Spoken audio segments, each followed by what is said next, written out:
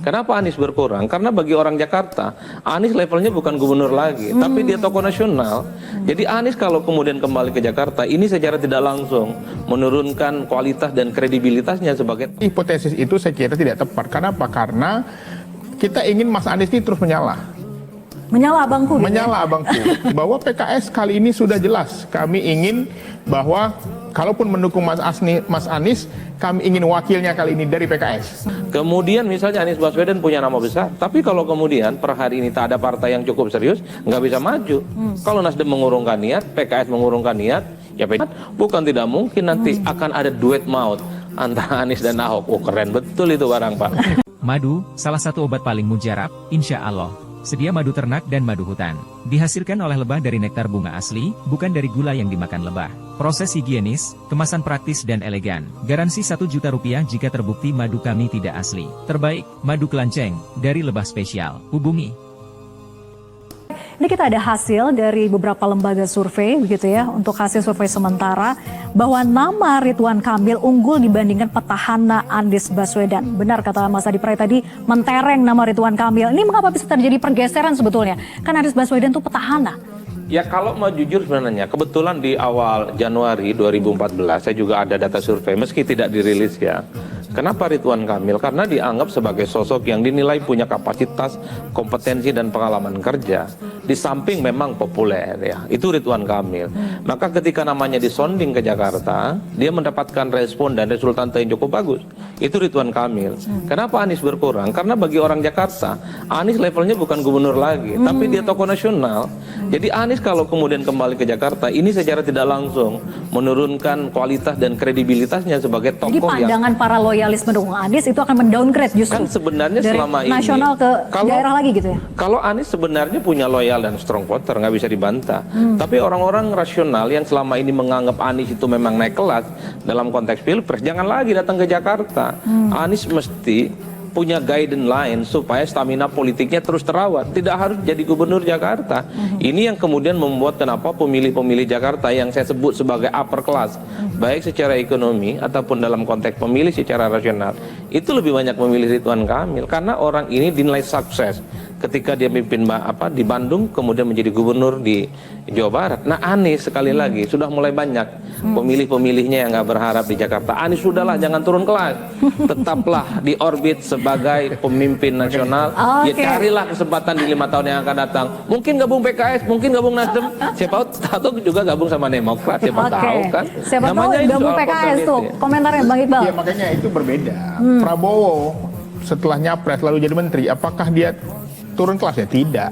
Jadi hipotesis itu saya kira tidak tepat. Kenapa? Karena kita ingin Mas Anies ini terus menyala. Menyala abangku. Menyala abangku. Ya kan? Kenapa? Kalau dia tidak mendapatkan tidak berada di Jakarta lagi, tentu saja pertama dia kan punya basis. Kepuasan Mas Anies ketika menjadi gubernur itu 80% lebih. Artinya apa? Bahwa sebenarnya kita tinggal mengkomunikasikan saja kepada rakyat, kepada pemilih bahwa Pak Gubernurnya kembali. Kenapa? Kan kedua tentang kader dan PKS tadi, bahwa PKS kali ini sudah jelas. Kami ingin bahwa kalaupun mendukung Mas Anies, kami ingin wakilnya kali ini dari PKS. Dan itu sudah disampaikan pimpinan kami. Dan ini adalah memang kesempatan benar. Kami menerima kritikan dari Mas Adi, tetapi sekarang di daerah-daerah sudah kita lihat beberapa kader-kader muda PKS sudah dipasang dan kita siap berlaga. Menang benar, saya menarik tadi, kalah menang itu biasa, tetapi kesempatan untuk bertarung di atas itu penting sekali. Tapi Bang Iqbal, saya mau reminder, PKS ini kan sempat di PHP juga oleh Anies. Dulu ketika Sandiaga Uno mundur jadi wakil gubernur, itu jatah PKS loh. Tapi kemudian tidak dapat itu PKS. Tapi bukan Mas Anies, kan Gerindra yang ngambil. Nah, maksud saya adalah begini, Anies tidak memperjuangkan PKS saat itu untuk menjadi wakilnya. Saya khawatir PKS itu hanya menjadi kayu bakar untuk Anies di masa yang akan datang. Makanya PKS ini kan cuma butuh partai ya nggak terlampau penting lah gitu. Butuh satu partai lagi bisa musung sendiri. Betul. Anies ini orang luar Pak. Karena kan itu saja. Kali ini PKS akan menjadi ketua DPRD.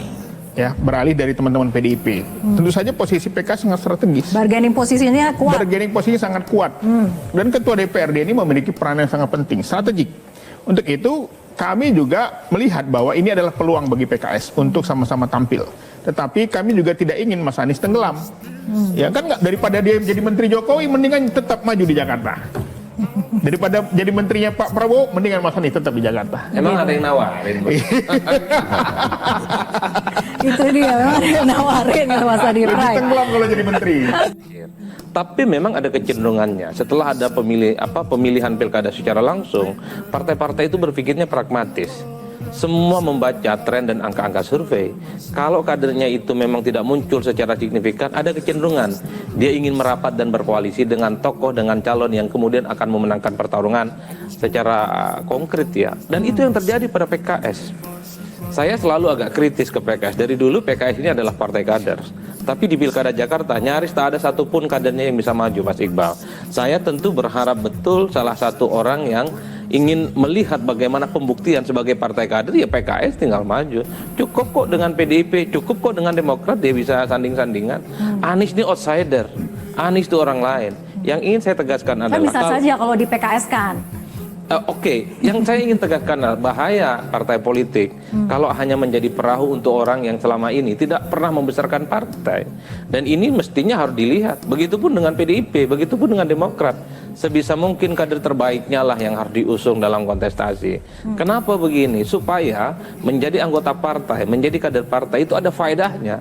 Kalau kemudian ujung-ujungnya partai mengusung orang yang bukan kader, tidak pernah berkontribusi untuk partai, ya lucu sebenarnya. Partai itu kan bukan hanya soal rekrutmen, tapi bagaimana kaderisasi itu bisa diwujudkan dalam wujud yang nyata. Pilkada itu adalah parameter utamanya.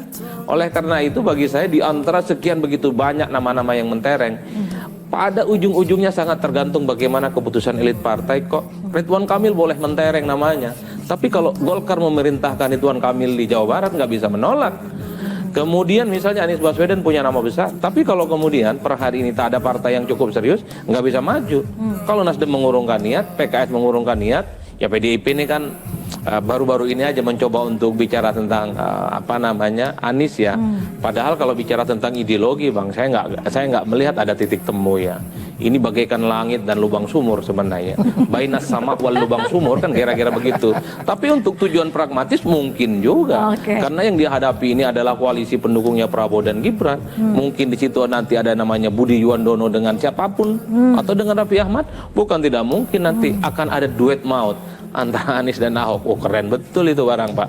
Atau tapi secara prinsip sebenarnya kalau kita sebagai peneliti selalu ingin mengarahkan bahwa partai itu adalah tempat untuk memproduksi supaya kader-kadernya itu bisa dimajukan. Kalah itu urusan belakangan, menang itu adalah bonus. Tapi yang paling penting kader-kader yang dari bawah memulai karir politiknya diberikan kesempatan untuk tampil dalam pentas-pentas politik elektoral. Pilkada salah satunya.